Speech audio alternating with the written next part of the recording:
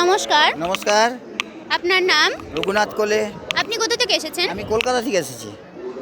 গান বাজনার মাধ্যমে কি পূর্ণ পরমাত্মাকে পাওয়া সম্ভব? গান বাজনার মাধ্যম দিয়ে পূর্ণ পরমাত্মা নয়, কোনো কিছুই পাওয়া সম্ভব নয়। শুধু একটুখানি সামান্য টাইমের জন্য একটু মস্তি পাওয়া যায়, আর সেই মস্তির দ্বারা ক্ষতি হয়, লাভ কিছু হয় না।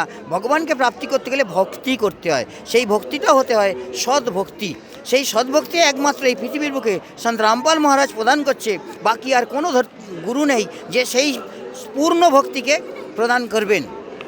আপনার সন্ত রামপালজি মহারাজের মতে পূর্ণ পরমাত্মাকে পাওয়ার জন্য যে সৎ ভক্তি, সেটা কি ধরনের হতে পারে?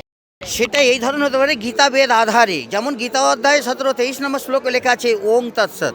এই তিনটে অক্ষরের খুলাসার মধ্যে দিয়ে খর পুরুষ, অক্ষর পুরুষ আর পরম অক্ষর পুরুষ, মানে ঈশ্বর আর পরমেশ্বর, তিনটেকে প্রাপ্ত করার মন্ত্র এই তিনটে অক্ষরের মধ্যে লুকিয়ে আছে। কিন্তু এই রাজকে একমাত্র সন্ত রামপাল মহারাজ ছাড়া এই ধরতিতে, এই ব্রহ্মাণ্ডে কেউ জানে না।